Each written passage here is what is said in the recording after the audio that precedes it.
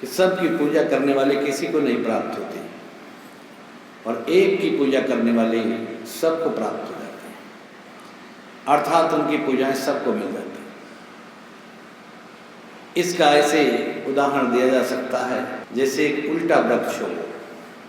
उल्टा वृक्ष की जड़ें तो नीचे होती हैं, ऐसे वृक्ष तो तुमने देखे हैं, लेकिन इस संसार की रचना उल्टे वृक्ष की तरह है। इसकी जड़ें ऊपर हैं, जड़ ऊपर, तल शीश, और वृक्ष का शीश जो है नीचे को है, और इसीलिए वहाँ पर एक है। जैसे मूसला जड़ एक होती है वृक्ष, तमाम जड़ें होती हैं किंतु मूसला जड़ एक ही होती है। ऐसे ही वो परमात्मा एक है, प्रभु एक है, जिसको अकह कहते हैं, अपार कहते हैं, अनंत कहते हैं, अनाम कहते हैं और अनामी धाम कहते हैं उस धाम को। और किस प्रकार से वहाँ से वो प्रकटा, शब्द प्रकटा और धीरे धीरे तमाम लोगों की रचना करता हुआ सतलोक तक ठहर गया, और फिर वहाँ से कैसे नीचे को आया और किस प्रकार से अन्य लोगों की रचना हुई।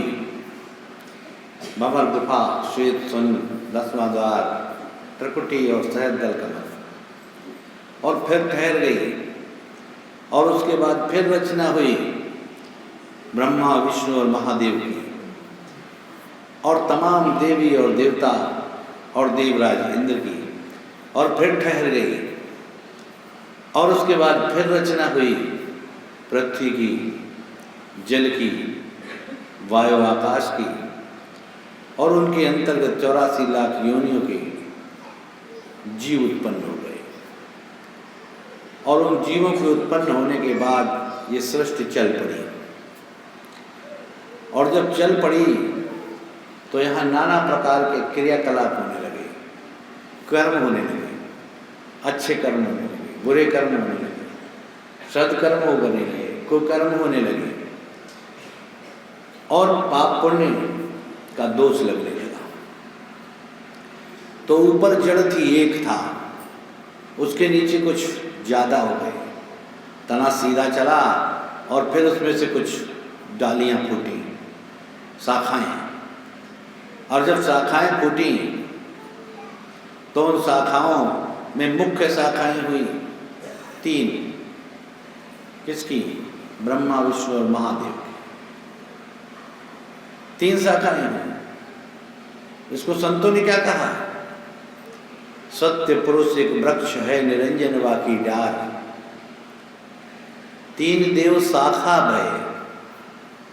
वृक्ष में भी एक सीधा जा रहा है और एक इधर उधर निकल रही है। 3 देव शाखा भय, पत्ता सब संसार। सब बैठे हैं प्राणी लोग, ये सब क्या है? पत्ते। एक दिन झड़ जाएंगे, सूख जाएंगे, वृक्ष से अलग हो जाएंगे, छिन्न भिन्न हो जाएंगे, मिट्टी में मिल जाएंगे, कुछ पता नहीं लगेगा। कबीरदास जी ने कहा है, पत्ता टूटा डाल से ले गई पवन उड़ाए। पत्ता डाल से टूट गया और हवा उसको उड़ा ले गई। अब कहाँ ले जाएगी, कहाँ नहीं ले जाएगी, कुछ पता नहीं। मनुष्य जब तक संसार में है सब उसको गुण दोषों से जानते हैं, शक्लों से जानते हैं, लेकिन जिस दिन इसमें से आत्मा निकल जाती है उस दिन ये डाल से टूट गया, शरीर पड़ा है। अब ये चाहे मिट्टी में गाड़ दिया जाए, चाहे जला दिया जाए, चाहे नदी में बहा दिया जाए, हर तरीके से विलीन हो जाता है। इसका पता नहीं चलता कहाँ चला गया, कहाँ गायब हो गया, कहाँ स्वरूप चला गया, कहाँ ढांचा चला गया, और कहाँ खाक इसकी चली गई, ढूंढ नहीं मिलती, गायब हो जाती है। इसलिए जब तक डाल में लगा है तब तक शोभा पा रहा है, और जैसे डाल से अलग हुआ वैसे शोभा समाप्त हो गई। इसलिए संतों ने क्या कहा? संतों ने कहा है, ऐ मन तू क्यों इतराता है, क्यों इतराता है, और क्यों अहंकार करता है, क्यों अच्छे बुरे को बिना जाने हुए अच्छा बुरा कह देता है? जिस दिन इसमें से पंछी उड़ जाएगा उस दिन इसके सारे पत्ते झड़ जाएंगे। आँख, नाक, कान, मुंह, शक्ल, सूरत सब जड़ गई, बेकार हो गई, सूख गए और ये शरीर विष्ठा के समान हो जाएगा, विष्ठा के समान। या तो मिट्टी में मिल जाएगा या तो खाक बन जाएगा या तो सड़ गल करके उसमें कीड़े पड़ जाएंगे और या तो फिर ये जला दिया जाएगा तो भी खाक बन जाएगा। हर हाल में इसका गायब होना है, इसका वजूद मिटना है, इसकी याद तक चली जाती है। जैसे तुम्हारे पुरखे चले गए और कोई पूछे अब तुम्हारे परदादा की शक्ल कैसी थी तो अनुमान लगा सकते हो, लेकिन कौन सी शक्ल याद करोगे? बचपन की, जवानी की, बुढ़ापे की? अपनी ही तस्वीर को देखो बचपन से और बुढ़ापे वृद्धावस्था तक की, वही बदल गई। उसको देख के ही तुम देखते हो, हंसते हो। कभी बच्चे थे और कभी जवान हो गए, कभी वृद्ध हो गए। तो जरा विचार करो जो तुमसे पहले के थे उनका क्या हाल हुआ होगा, कहाँ गए होंगे, किधर गए, कुछ पता नहीं। किस बात का अहंकार है, किस बात का मोह है, किस बात में उलझे हुए हो और कौन सी बात तुम्हें बार बार रोक देती है, ये विचार करना। जब इस बात को विचार करोगे, गौर करोगे तो पाओगे जो जो जो क्षण गुजार रहे हो, जो जो पल गुजार रहे हो, जो समय निकाल रहे हो बिना प्रभु भजन के, वो वृथा जा रहा है, वो वृथा जा रहा है। और जितना चला गया है उसको तुम वापस नहीं ला सकते और जो बचा है उसमें तुम विचार करते रहते हो और जो विचार करते ही चले गए तो तुम्हारे हाथ में क्या होगा?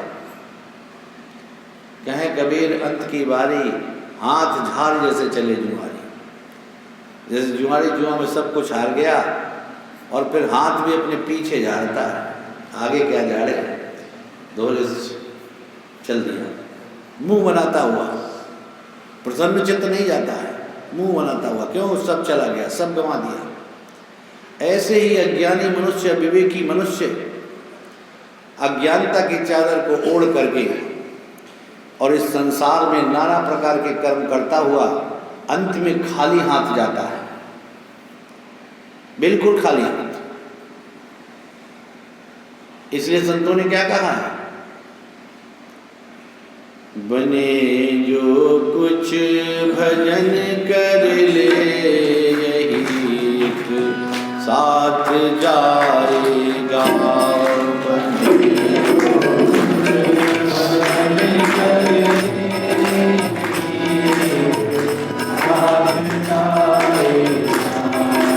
स्पष्ट कहा है संतों ने, जो बने जैसे बने, जहां बने, जिस हालत में बने,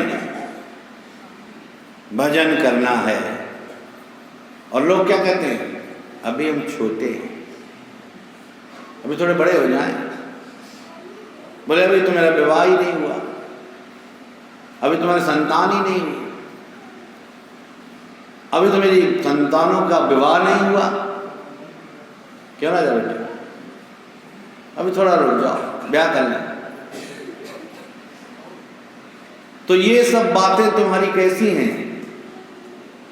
अज्ञानता की।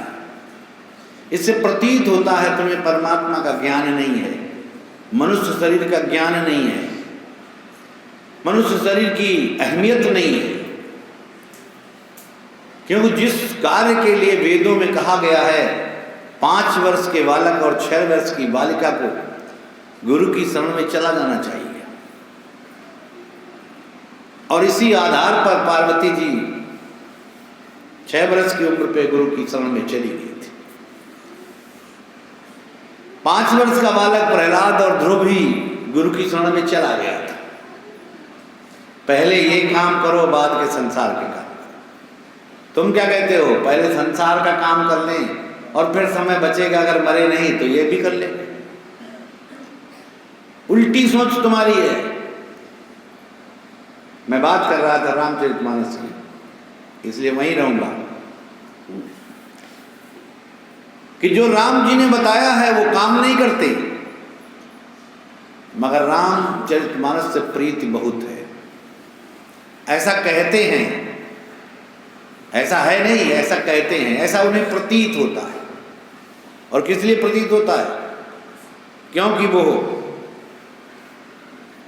संतों के वचनों के आधार पर नहीं चलते, विचार नहीं करते, इसलिए तो थोड़ी सी चिंता में चिंतित हो जाते हैं और प्रभु का चिंतन बंद कर देते हैं। कोई मुसीबत आई तो प्रभु को गालियां देने लगते हैं, कोई परेशानी आई तो ताने मारने लगते हैं। और कर लो भक्ति, इसीलिए बीमार हो, इसीलिए परेशान हो, इसीलिए तुम्हारी टांग टूट गई। बहुत सारे ऐसे प्रकरण हैं।